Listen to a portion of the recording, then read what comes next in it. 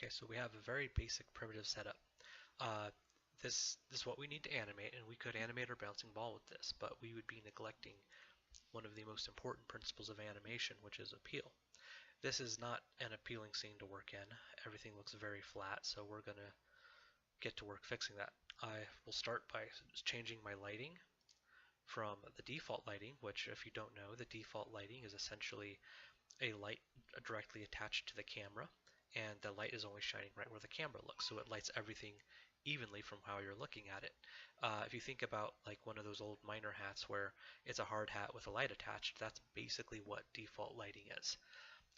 It lets you see your scene, but it's not very good, and you should take the first opportunity to change your default lighting into useful lighting.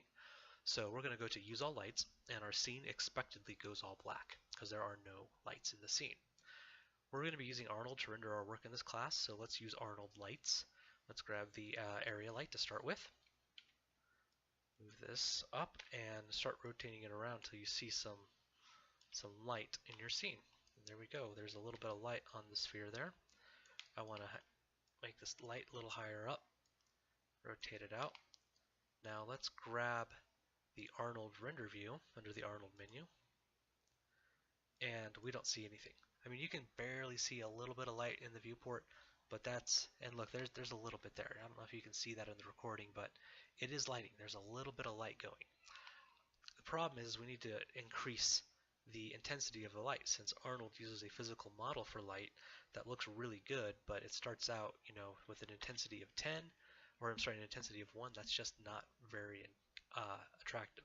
We're also going to use color temperature for our light, and we'll leave it at that. 6500 is a good temperature to start with. If you're curious about this, you can Google color temperatures, and color temperature has an associated amount of energy output with it, and it's something that is used in lighting a lot.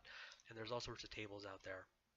And if you guys are interested in fact, we will go over this in more depth later in the semester.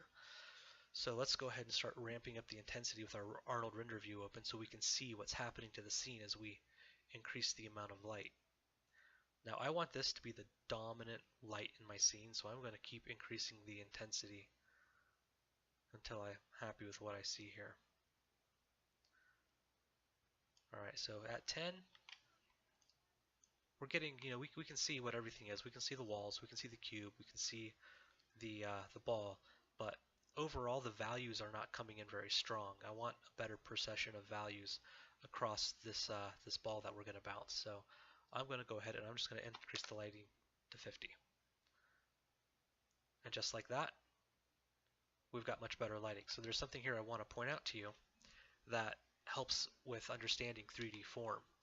And if you've taken a drawing class, a lot of this stuff will sound familiar. So we have this band of shadow that comes across here, and that's called the terminator. That's where the form turns away from the light and is at its darkest aside from the shadow.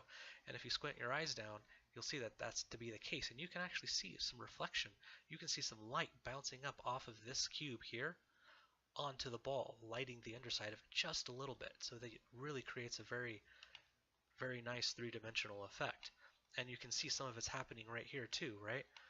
So down here where the shadow contacts the floor is darker than up here where it's getting some light from the rest of the environment.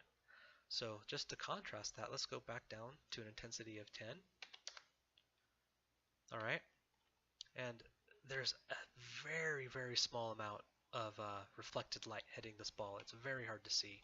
It's ever so slight, and that's not enough for things to be appealing and to read clearly. We got to be as clear as possible. So boosting that back up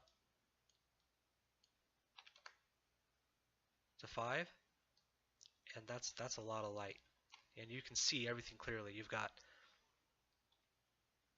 the ball, the focus, you've got the cube. You can tell each side of the cube clearly. Each side of the cube has a different value. The ground is a little brighter than the walls, and as the walls come together and form a corner, it gets darker in the corner. That's a really good start to the lighting.